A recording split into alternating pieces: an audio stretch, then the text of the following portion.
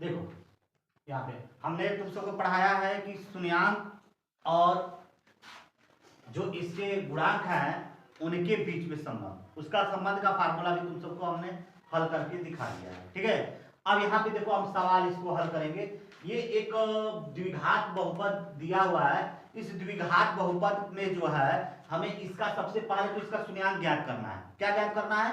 शून्याङ्क ज्ञात करना है। शून्याङ्क ज्ञात करने के बाद इसके जो गुणांक है और इसका जो शून्याङ्क है उनके बीच के संबंध को दिखाना है। ठीक, उसके बाद अब इसी चीज को किसी सवाल में कहेगा कि इसके गुणांक और शून्याङ्क के बीच के संबंध को प्रस्तुत कीजिए या संबंध को प्रदर्शित कीजिए, संबंध को दिखाइए।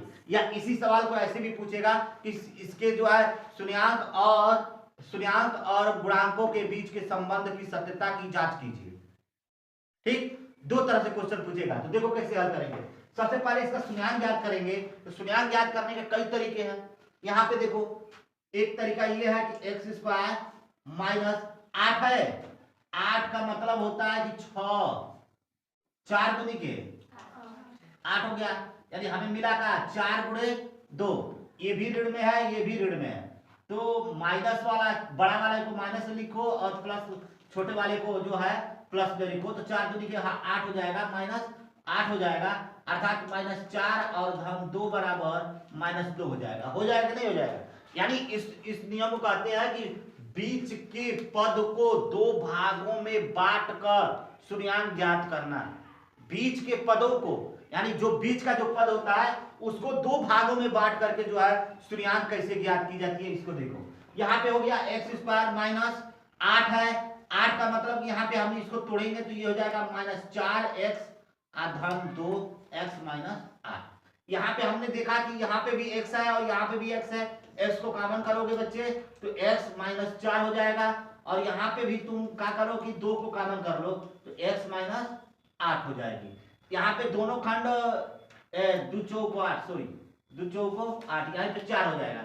x -4 और x -4 ये दोनों खंड आपस में बराबर दिख रहे हैं, इसको कॉमन कर लेते हैं। जब कॉमन करोगे तो यहाँ पे क्या होगा कि x -4 हो जाएगा, बचेगा x + 2। यदि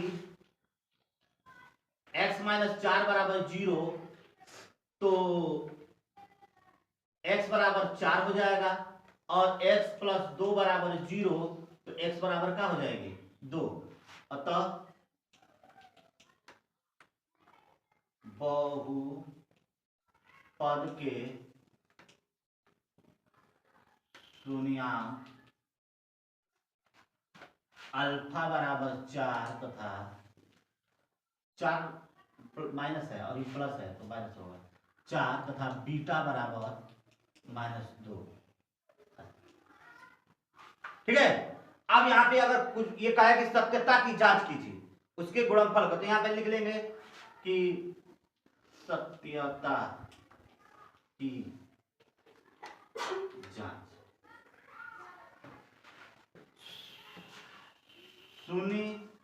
शून्याङ्कों का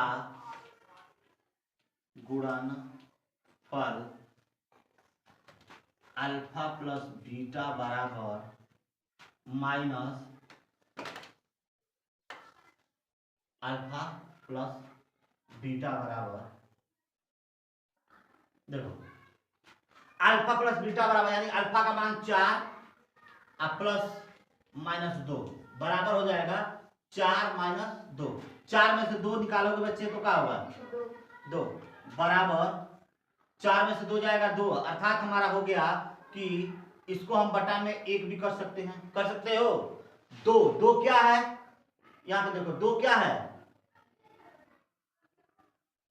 यहाँ पे x का गुणांक है।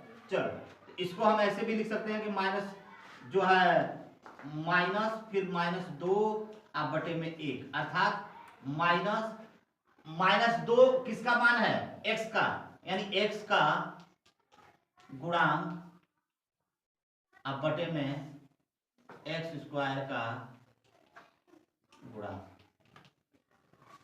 निकल गया, आ गया समझ में। अब देखो इसी का हम लिखेंगे कि शून्यांकों का गुणनफल बराबर, तो गुणनफल यानी अल्फा इंटू बीटा बराबर हो जाएगी शून्यांकों का जो है गुणनफल, यानी अल्फा का मान हमारा है 4 और बीटा का निकाले हैं हमने -2, 4 दूनी के 8 -8 बराबर -8 बटे में ए, -8 बटे में ए। -8 किसका मान है जी?